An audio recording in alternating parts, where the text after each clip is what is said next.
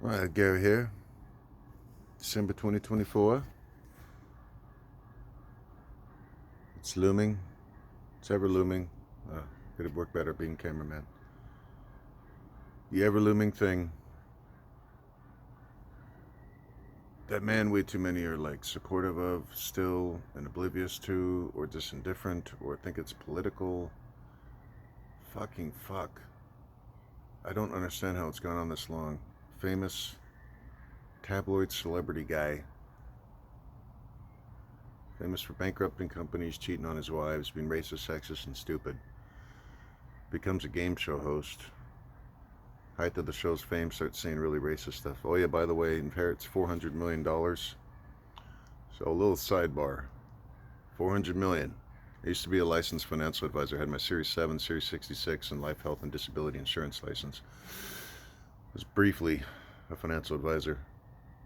I never had a client that had that much money. My most wealthiest client had about 800,000 in movable assets, liquid assets. This is pretty good savings that they'd accumulated over a lifetime. They'd worked their asses off to save that much money. Donald Trump inherited 400 million, but just for the sake of making it easier, let's round it down to 300 million. If you inherit that much, you inherit it as a birthright. A birthright. Invest 100 million into a fixed annuity, earning about 3%, which is a pretty easy rate of return to get for a fixed annuity. Annuitize the investment so it pays you $100,000 per month. It'll run in perpetuity. That's forever. So now you have a living allowance of $100,000 per month that will not be taxed as income. So take a breath. You don't have to worry about the cost of living, paying for food, groceries, shelter. All that is taken care of in perpetuity, and it's not even the entirety of inheritance. Just that one particular investment is only going to increase in value. You can increase your allowance at any time, but just to keep you humble, modest, we're going to start out at only 100,000 per month. That'll run in perpetuity. That's forever.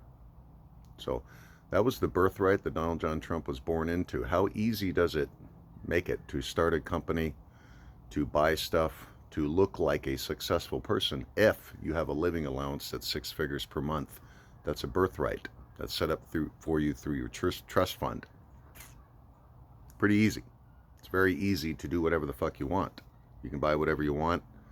You can even create a company pretty easily and then have the company borrow money and then use the money at your own personal discretion. Legally, you're not supposed to do that, so you may get caught, but it's white collar crime, so it's viewed differently. And if you're wealthy enough and have a good set of lawyers around you, you may not have to pay criminal consequences for engaging in insurance fraud and tax fraud. Might just have to pay civil penalties. So it's a perk of being born extremely affluent, not just a nice comfortable living allowance set up for you, but a certain wide discretion when it comes to business ethics. You can kind of create a company for the sole purpose of just being a screen for being able to spend money and write it off on your taxes. Not have to like show it as income, your personal income. Instead, it's an expense to the company. The company that borrowed lots of money, you invested a small portion of your massive inheritance to create company, but then the company borrowed money from banks.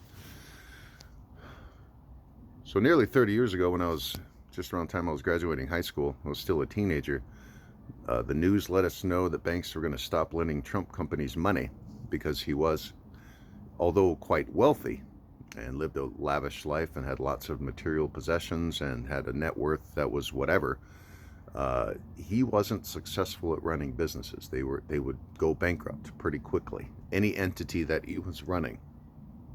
So, and that takes us to his, I don't, what would he been like in his 50s, 60s by then? So that's kind of the Cliff Notes biography of Donald Trump through the late 1990s. He kind of disappeared for a while and then became a game show host. Yeah, The Apprentice was a game show. The producers of Survivor created The Apprentice. And they needed a business personality to be on the show, to be kind of the star vehicle for it. And Donald Trump had nothing going on at the time. So he was the perfect personality to be placed in that role, that character that he played on that show, on that television show. He played the character Donald John Trump, a more stylized version, more sort of edited and tightly controlled sort of version of him, but that was still him, but like a more make-believe version, because the news let us know he was a con man in so many words just a few years prior, and then he had nothing new going on at the time. The show was his comeback. From the show, new fame, new opportunities, that he, new money came in, but that he, soon squandered pretty quickly. But nonetheless, he was a TV personality now sort of culturally relevant once again, and now sort of on a more mainstream level, not just tabloid celebrity and news fodder, talking about another civil case or another bankruptcy or another, affair. Instead, it was now he's the host of a television show, a game show. Yeah. I never understood the appeal of the man. I was so little when I just knew innately bad. When I was little, he was just kind of an arrogant asshole. Just seemed to only care about showing off how much money he had. But then when I was 9, I did have more of a, not fear is the wrong word, but like, he's a menacing person, because that's when he was advocating that the 5 teenagers accused of a crime be executed. He knew they were guilty because of their skin color. And so that racial resentment, racism, it was an ongoing thread with the guy, along with sexism and advocating violence and being incompetent, being corrupt, having criminal associations. I don't really know what is good about him. I've never really been able to come up with much of anything good to say about him.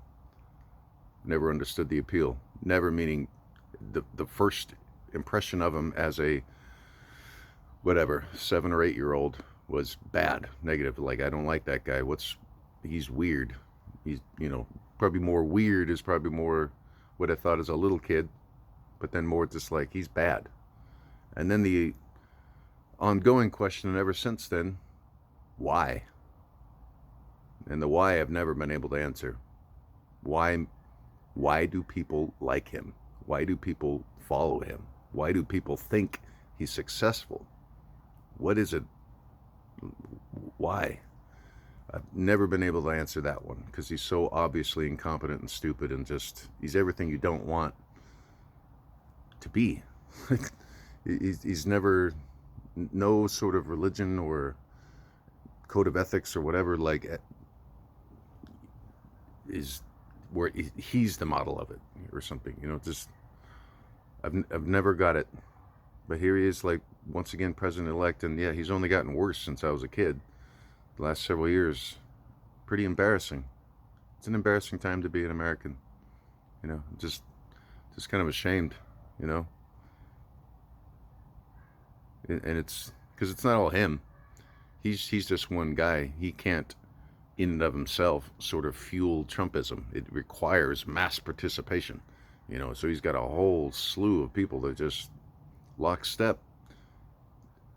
And then his closest folks that are kind of jockeying for position to be the next Devil's Apprentice. Who's next in line behind Trump?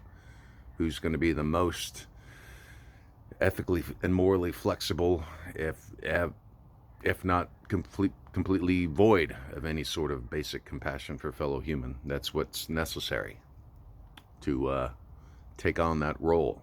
You have to have pure, soulless focus on your own material power and wealth, and that's it. Be willing to say anything to people, even your most closest associates, in order to achieve those gains of power and wealth, and that's it. Yeah, and that's what he is. I've never understood how he has fools people. I get that he doesn't have a pitchfork and horns, but like, yeah, he's the other guy representing the dark side of things. So turn about face and go in the other direction. There's many options besides Trump, because he's a dark, menacing presence. So if you move in the opposite way, it'll move towards light. It's wide open. There's all kinds of people that are better than Trump, better options, better paths. So breathe in the day and make smarter choices.